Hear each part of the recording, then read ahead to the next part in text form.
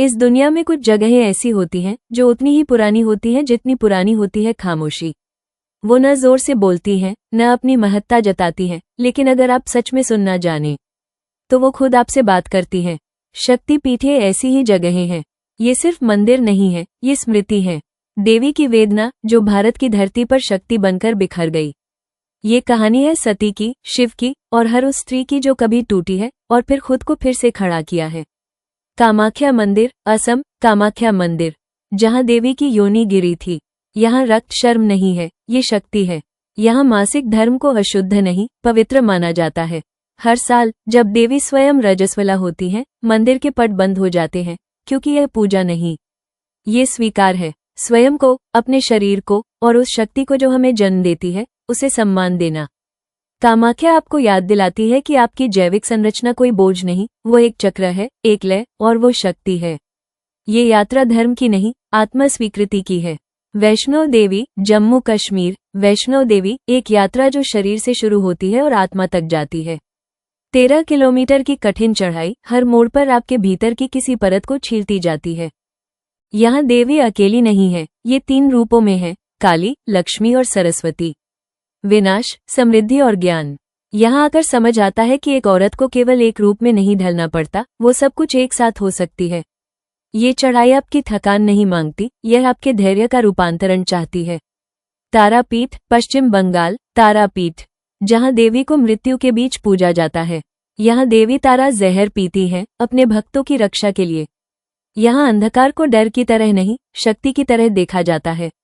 हम सबको सिखाया गया है कि डर को छिपाओ, आंसू पोंछो, लेकिन तारा कहती हैं, बैठो अपने डर के साथ, उसका चेहरा देखो और फिर भी खड़े हो जाओ। यह मंदिर आपको सिखाता है, जो ताकत दुनिया नहीं दे सकती, वो तुम्हारे भीतर है, और तारा केवल उसे याद दिलाने आती है।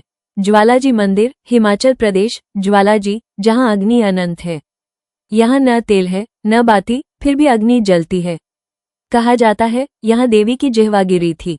वाणी का प्रतीक, सच का प्रतीक।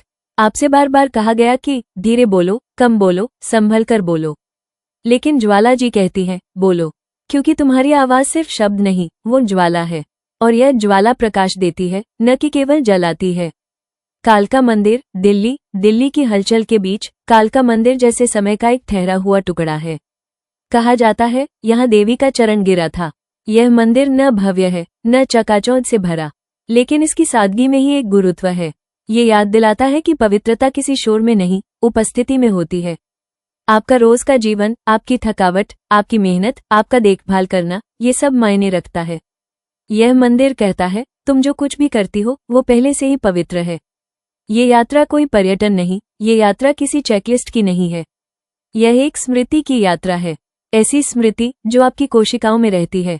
हर शक्तिपीठ एक शरीर की टूटन, एक प्रेम की तड़प और समय के साथ जुड़ी हुई चेतना को याद करती है। आप यहाँ कुछ पूजने नहीं आते, आप यहाँ खुद को याद करने आते हैं, वो हिस्सा जो आपसे कभी छूट गया था। हर औरत के भीतर एक कहानी है जो अधूरी रह गई। हर पीठ एक टुकड़ा है उस अधूरी कहानी का। इन मंदिरों की यात्रा देवी से मिलने की नहीं, खुद से मिलने की है। आप तब तक अधूरी नहीं थी, आपने बस खुद को थोड़ा भुला दिया था। अगर आप इन स्थानों पर कभी जाएं, तो शोर मत लाना, क्योंकि देवी हमेशा शोर में नहीं बोलती। वो एक सांस में महसूस होती हैं, एक रुकावट में, एक नजर में।